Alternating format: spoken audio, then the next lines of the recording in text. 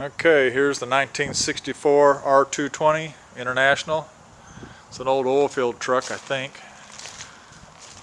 Put the big Michelins on the back. There's the new exhaust that's been put on it. These are stacks from a semi. This has got a two saddle tanks. They're about 120 gallons, 110 gallons a piece, I think. It's got the 8-speed Fuller Roadranger, which is a 4-speed gearbox with a 2-speed behind it.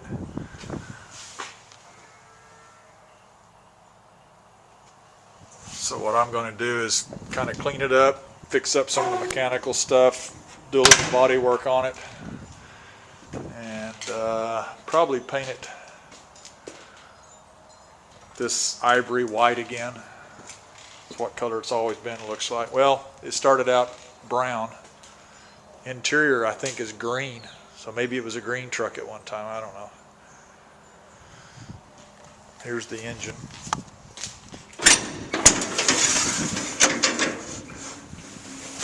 Got a RD501, Red Diamond 501 engine.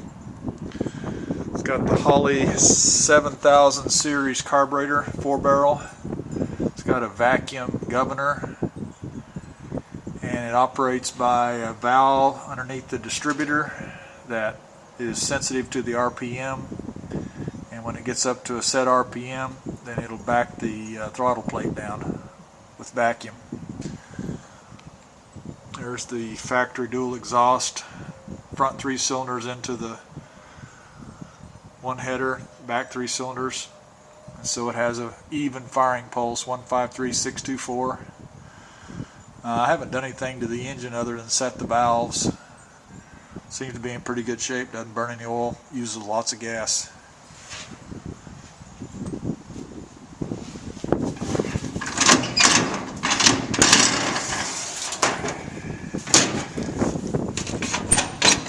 This was the biggest engine they made for the Red Diamond series. Most of them were sleeved engines, 450 cubic inch. But when they made this engine, they pulled the sleeves out, ran the pistons in the block, and I believe they may have even increased the stroke a little bit. And this is a 501 cubic inch. So this one was rated at 212 horsepower. You can see that or not. Certified gross horsepower is 212 at 3,000 RPM. Net is 184 at 2,600 RPM. So 30,000 GVW.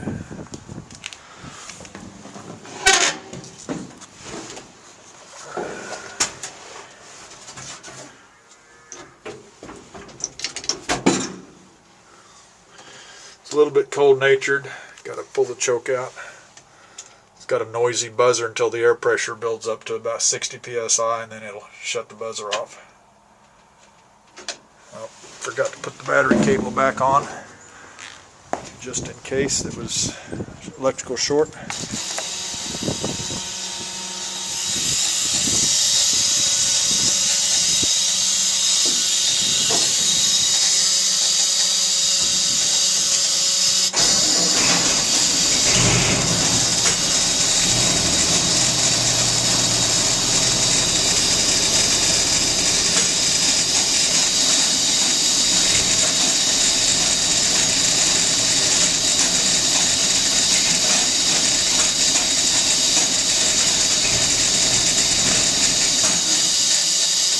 Cold-natured.